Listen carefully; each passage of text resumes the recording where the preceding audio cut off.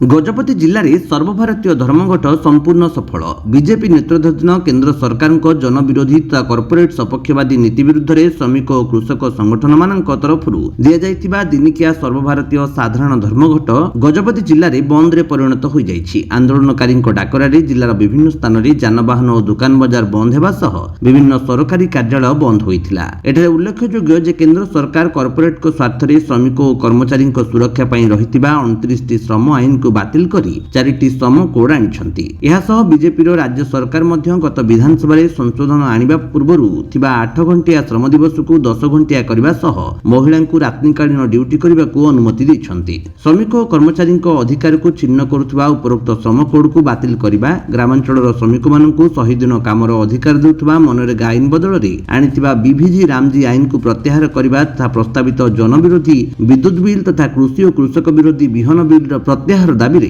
सर्वभारतीय श्रमिक संगठन और संयुक्त किसान मोर्चा पक्षरु दिया जाइतिबा सर्वभारतीय साधारण धर्मघटर डाकरा दिया जाइतिला। जिल्लार श्रमिक और कृषक संगठन मानक शताधिक कर्मी और समर्थक माने पारलाखेमुंडी पुराणा कोर्ट छक ठारू पटुआर रे बाहरी फायर स्टेशन छक ठारे जाम होई प्रतिवाद सभा करथिले। एही कार्यक्रम रे एआईकेएमएस रो जिल्ला संपादक केदार सबर, काडुका सबर, आईएफटीयू रो कारुगा सबर, एआईकेएस रो दंडपाणी रहित, एम बांगरी, एआईटीयूसी रो नरसिंह माळविसोई, रंजन महापात्र, महेंद्र तनया निर्माण श्रमिक संगठन, इस्राएल माड़ी, आईएनटीयूसी रो जस्मिन, टीयूसीसी रो पी मुरली प्रमुख नेतृत्व नहीं बंद पालन रे जोग देथिले। ए धर्मघट बंद को समर्थन जणाइथिबारु संयुक्त किसान मोर्चा और श्रमिक संगठन मानक तरफरु धन्यवाद जणा जाइछि।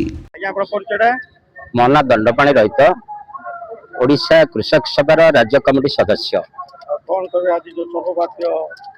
आज जो हड़ताल एवं बंद डाकरा दि जाइए आमर केंद्र 10टी ट्रेड यूनियन सहित संयुक्त किसान मोर्चा डाकरा आज भारत तमाम समस्त वामपंथी दल, विप्लवी दल सहित कांग्रेस एवं अन्य जते गण संगठन रही से संगठन का मिलित हुए आम जो नरेंद्र मोदी डबल इंजिन सरकार जो आईन गुड़ाक आनी से आईन को तुरंत बातिल करने आज आम दाबी जनईचु।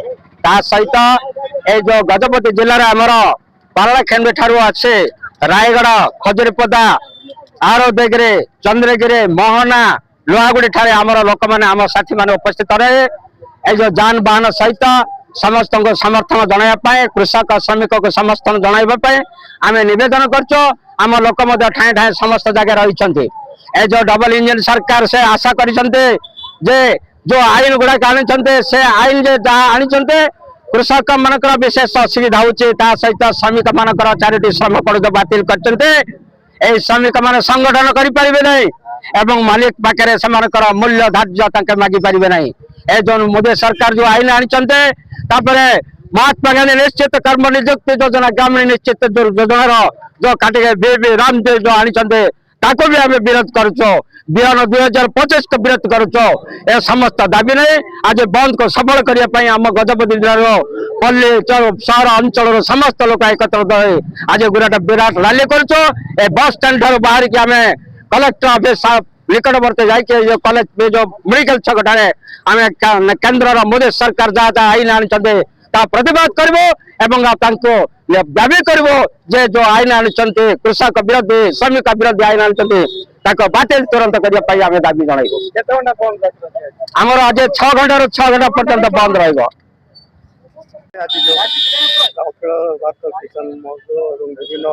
संगठन पक्षर दाबी कर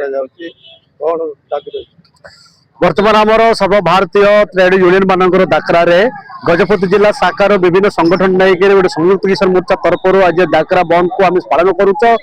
केंद्र सरकार मोदी सरकार जो आईन गुड़ा आनी कृषक श्रमिक महानती जो आईन जाक प्रतिवाद करने दाबी रही जो निकट गोटे आईन आनी जो बीबीजी रामजी ए बीबीजी रामजी द्वारा जो महात्मा गांधी निश्चित कर्म नियुक्ति पूरा उच्छेद करने जाऊँगी।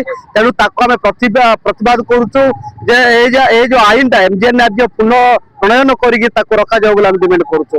आउ चाषी मान जो दीर्घ वर्ष धरिक एमएसपी आईन जो दाबी कर आज पर्यटन सरकार कौन से पास करना आम करने जो आईन करने दाबी रही। विभिन्न आईन गुड़ाक जो ମାନେ ସପକ୍ଷବାଦୀ କର୍ପୋରେଟ ସପକ୍ଷବାଦୀ ଯୋଉ ଆଇନ ଗୁଡାକ ଆଣୁଛନ୍ତି ସେଟାକୁ ତୁରନ୍ତ ଉଚ୍ଛେଦ କରିକିରି ଜନ ସ୍ୱାର୍ଥ ଶ୍ରମିକ ସ୍ୱାର୍ଥ କୃଷକ ସ୍ୱାର୍ଥ ଆଇନ ଗୁଡାକ ପ୍ରତିଷ୍ଠା କରିବା ପାଇଁ ଆମେ ମୋଦୀ ସରକାର ବା କେନ୍ଦ୍ର ସରକାର ଦାବି କରୁଛୁ ସାର୍। କେତେ ଘଣ୍ଟା ଦାବି କେତେ ଘଣ୍ଟା ବନ୍ଦ ପାଳନ କରାଯାଇଛି? ବର୍ତ୍ତମାନ ଆମର ସକାଳେ 6 ଘଣ୍ଟାରୁ ସନ୍ଧ୍ୟା 6 ଘଣ୍ଟା ପର୍ଯ୍ୟନ୍ତ ବନ୍ଦ ଡାକରା ଦେଇଛନ୍ତି, କିନ୍ତୁ ଆମେ ଏଠି ବିଭିନ୍ନ ସଂଗଠନ ନେଇକିରି ଆଜି ସେ ମାନେ ସକାଳେ ସନ୍ଧ୍ୟା 6ଟା ପର୍ଯ୍ୟନ୍ତ ବନ୍ଦ ଡାକରା ଜାରି ରଖିବୁ ସାର୍।